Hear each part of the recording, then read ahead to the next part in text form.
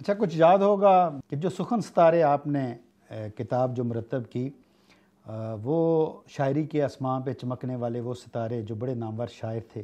تو اس کتاب میں کن کن شعراء کا کلام آپ نے شامل کیا؟ اس میں جیسے میں نے ابھی ذکر کیا ہے کہ ایک جو تنظیم تھی قندیل ادب گجر خان، اس وقت ہم نے یہ ایک اس کا قاعدہ اور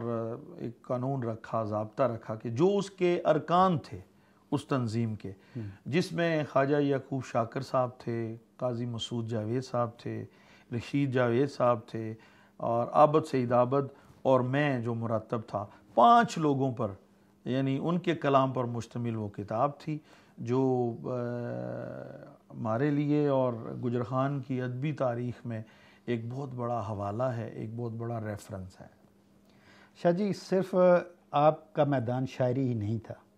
ماشاءاللہ آپ کی نثر نگاری بھی پوری دنیا پڑھتی ہے، آپ کالم بھی لکھتے رہے، آپ نے معاشرے کے پسے ہوئے لوگوں پہ قلم بھی اٹھایا،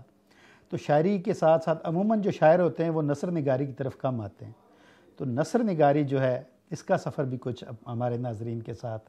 کہ کیسے آپ نے اس کو طے کیا؟ یہ بھی بڑا آپ نے اچھا سوال کیا۔ اصل میں نے جب کالج جوائن کیا، بعد میں پروفیسر ہو گیا، تو اس زمانے میں نے دیکھا کہ کچھ موضوعات جو شاعری میں جس کا اظہار نہیں ہو سکتا، اور کچھ لوگوں کے وہ دکھ، وہ مسائل، وہ معاشرہ جس کا تذکرہ نہیں ہو سکتا، تو پھر میں نے سوچا کہ میں کالم نگاری کی طرف آؤں، اور میں شاید اللہ کی مہربانی سے گجر خان کے حوالے سے میں دوسرا آدمی ہوں، رائٹر ہوں، قلم کار ہوں کہ جس کا باضابطہ کالم اپنے لوگوں کے ساتھ اخبار میں چھپا، کیونکہ پہلے جو تھے وہ اختر امام رضوی صاحب تھے، ان کا کالم کھڑکیاں کے لوگوں سے چھپتا تھا، اور میرا جو کالم تھا وہ لکیریں کے لوگوں سے چھپا ہے، اور بڑا اللہ کا کرم ہے، جیسے آپ نے کہا کہ میں نے اوصاف میں میرے جو اخبار ہے اس میں میرا کالم یہ چھپتا تھا، اور مہتاب خان صاحب جو ریزیڈنٹ ایڈیٹر اس کے جو مالک ہیں، وہ انہوں نے مجھے اس اخبار میں کالم کے لیے مجھے اجازت دی تھی اور مجھے رکھا تھا، اور مجھے یاد ہے کہ جب میں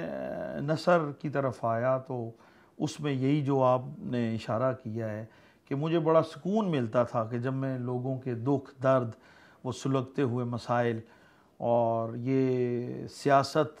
اور اس کے اسرار و رموز اور معاشرتی جو عنوانات تھے، جو ٹاپک تھے، اس پہ میں لکھتا تھا، اور وہ نثر میں میں نے دیکھا کہ بعد میں وہی میری کتاب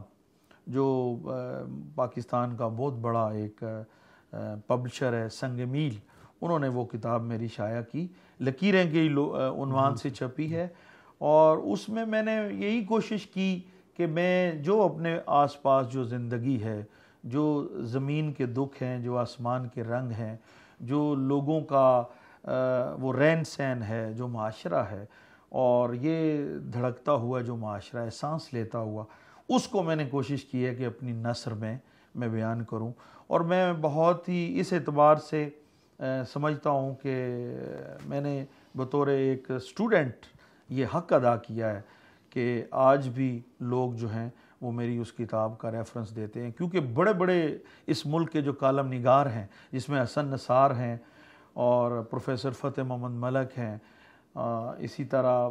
خورشید ندیم ہیں، ان تمام لوگوں نے میری اس کتاب کے اوپر لکھا ہے، آراء دی ہیں اور مضامین لکھے ہیں، تو میں سمجھتا ہوں کہ گجر خان کے حوالے سے میں نے اپنا حق ادا کیا ہے، اور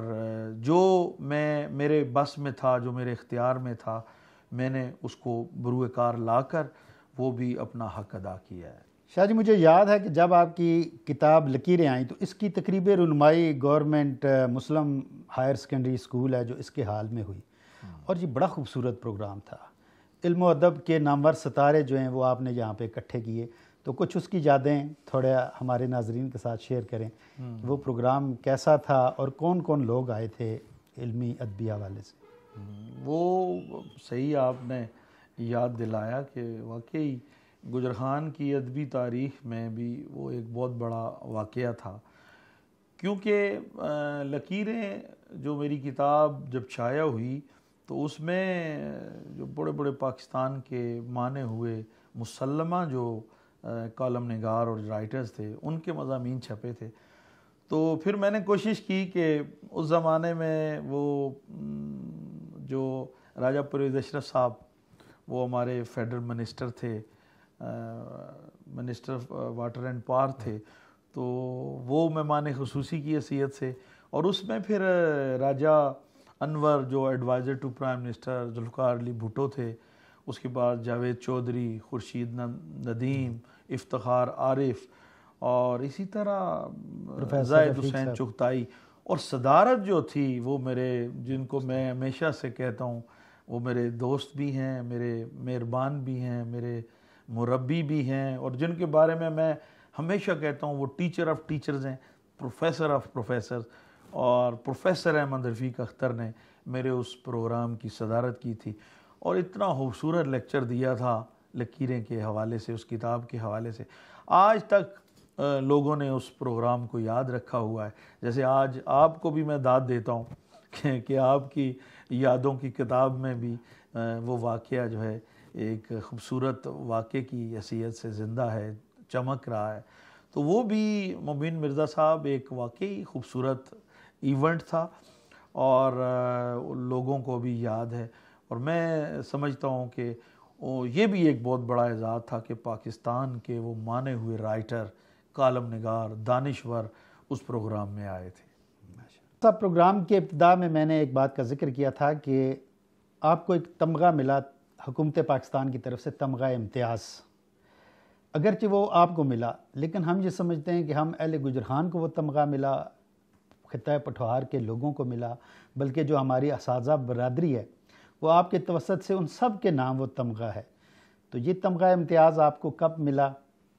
اور اس کی کچھ جب آپ کو ملا تو کیسا محسوس کیا آپ نے؟ مبین صاحب, سچی بات یہ ہے کہ آپ کا سوال بڑا خوبصورت ہے کہ وہ تمغہ امتیاز اگرچہ میری ذات کے حوالے سے, مجھے لٹریچر کے حوالے سے ملا اور حکومت پاکستان کی جانب سے مجھے دیا گیا, مجھے یہ بہت بڑا اعزاز ہے. لیکن سچی بات ہے, اور آپ نے سوال میں ہی اس کا جو جواب ہے وہ بھی مضمر ہے, چھپا ہوا ہے, کہ میں نے جب وہ اعزاز مجھے ملا اور وہ تمغہ میں جب لینے کے لیے گورنر ہاؤس میں, پنجاب کا جو گورنر تھے انہوں نے, وہ 23 مارچ کو تقریب ہوئی تھی لاہور میں, جب میں گیا تو وہاں بھی میں نے کہا تھا کہ یہ میرا اعزاز جو ہے یہ دراصل اس خطہ پٹھوار کا اعزاز ہے, یہاں کے لوگوں کا, یہ ان اساتذہ کا اور ان میرے مہربان لوگوں کا ہے کہ جن کی صحبت میں بیٹھ کے میں نے یہ منزل حاصل کی ہے. یہ ذوق میرا پروان چڑھا ہے, اور آج بھی میں بطور اسٹوڈنٹ لٹریچر کا ایک طالب علم ہونے کے ناطے سے اس بات کا اعلان کرتا ہوں اور فخر کرتا ہوں کہ وہ جو تمغہ ملا, وہ جو تمغہ امتیاز مجھے لٹریچر کے حوالے سے دیا گیا, وہ دراصل وہ تمغہ جو ہے اس دھرتی کا ہے. اور جیسے یہ دھرتی ویسے بھی بڑی زرخیز دھرتی ہے کہ پورے پاکستان میں دیکھیں تو میرے اس گجرخان کی اس دھرتی کے سینے پر 2 بڑے نشان حیدر جو ہیں وہ چمکتے ہوئے دکھائی دیتے ہیں. تو اسی طرح اور بھی, جس طرح راجہ پرویز اشرف صاحب بھی ہیں, وہ بھی, انہیں بھی نشان امتیاز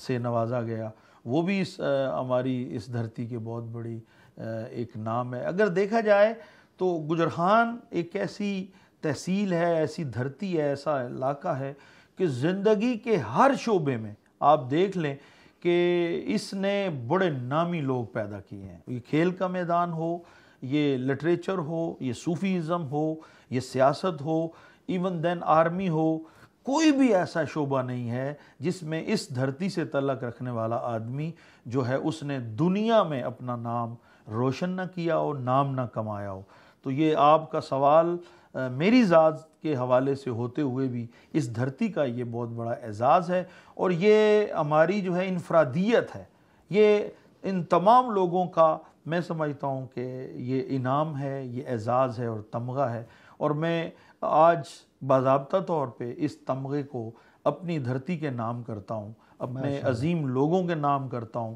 اپنے اساتذہ کے نام کرتا ہوں، اپنے ان مہربان لوگوں کے نام کرتا ہوں کہ جنہوں نے اتنا خوبصورت ماحول ہمیں دیا، ایسی خوبصورت جو ہے ہمیں مواقع فراہم کیے کہ میرے جیسا ایک عام آدمی، ایک عام گھرانے سے تعلق رکھنے والا آدمی، اس کو اتنے بڑے اعزاز سے نوازا گیا ہے۔ ماشاءاللہ شاہ صاحب، یہ جو علمی ادبی محافل ہوتی ہیں یہ بہت اہمیت رکھتی ہیں انسان کی گرومنگ میں، ان کی نشو و نما میں۔ لاہور میں ایک جگہ بڑی مشہور ہے، پاک ٹی ہاؤس، جس میں علمی ادبی لوگ بیٹھتے ہیں، محافل ہوتی ہیں، ایک دوسرے سے بات ہوتی ہے، جو نئی چیزیں آتی ہیں وہ ایک دوسرے سے ڈسکس کرتے ہیں۔ تو گجر خان کے حوالے سے آپ کا پاک ٹی ہاؤس یہاں پہ کون سا تھا؟ بڑا خوبصورت سوال۔ دیکھیں، یہ علمی ادبی جو سلسلہ ہے نا، اور یہ واقعی اس کو تحریک ملتی ہی محافل کے انٹریکشن سے ہے، لوگوں کے ملنے سے ہے، ایک دوسرے کے تھاٹس جاننے سے ہے، ایک دوسرے کے کلام سننے سے ہے، پڑھنے سے ہے، تنقیدی نشستوں سے گزرنے سے ہے۔ تو اس اعتبار سے دیکھا جائے تو کشمیر ہوٹل اور پرویز ہوٹل ہمارا گجر خان کا ٹی ہاؤس تھا، اور اس کے بعد یہ جو نیشنل سیونگ سینٹر کے ساتھ رشید جاوید صاحب کی دکان ہوا کرتی تھی، اس میں ہم ریگولر بیٹھا کرتے تھے، جس میں بڑے نامی لوگ، پرویز ہوٹل پہ بھی جس میں چودھری ریاض اختر وہ مجلس شورا کے ممبر تھے، قاضی عبدالقدوس صاحب تھے، اس کے بعد قاضی اشفاق احمد ایڈوکیٹ تھے، اسی طرح خواجہ یعقوب شاکر تھے، پروفیسر احمد رفیق اختر تھے، عابد سعید عابد تھے، اسی طرح خواجہ سمد صاحب تھے، اسی طرح بہت سارے وکلاء، شعراء، ادباء اور پروفیسرز ان جگہوں پہ آتے تھے، اور باضابطہ ہماری یہ محافل ادبی ہوتی تھی، اور نئے نئے موضوعات پر اس پہ وہاں پہ بحث ہوتی تھی، اور ہر آدمی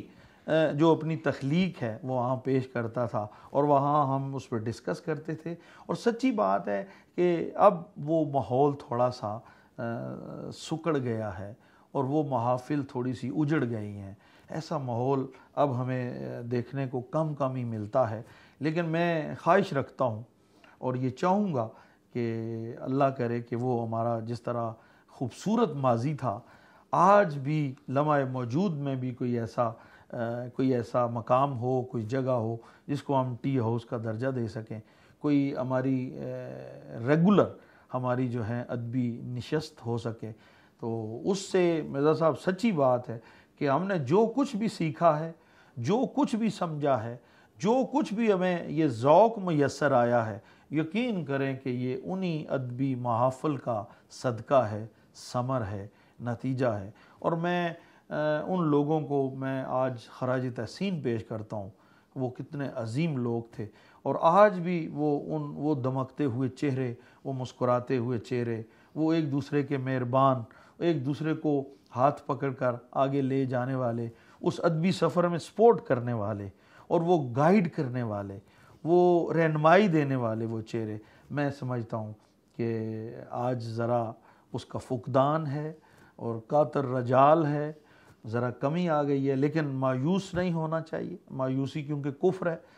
اور ہمیں چاہیے، اب ہمارا یہ فرض بنتا ہے کہ ہم اس خوبصورت سلسلے کو آگے بڑھائیں، اور اس طرح کی ادبی محافل کا اہتمام کریں، اور باضابطہ آنے والی جو ہماری نسل ہے، یہ جو رائزنگ جنریشن ہے، تاکہ اس کی بھی صحیح معنوں میں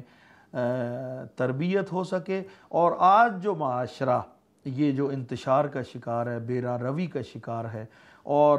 ایک کوئی نظم و نسق نظر نہیں آتا، تو اگر ایسی محافل ہوں، ایسی تقاریب ہوں، ایسے لوگ ہوں جن کے ساتھ بیٹھ کے لوگ تہذیب پکڑیں، جن کے درمیان ذوق پیدا ہو، اور علم و ادب کی طرف رجحان بڑھے، اور ان لوگوں کی زندگیوں میں انقلاب آ سکے۔ ناظرین، پروفیسر سید نسیم تقی جعفری صاحب کے ساتھ دلچسپ گفتگو کا سلسلہ ابھی جاری ہے۔ اس سے پہلے آپ سے گزارش کروں گا کہ آپ ہمارے چینل چشم پٹوار کو ضرور سبسکرائب کریں،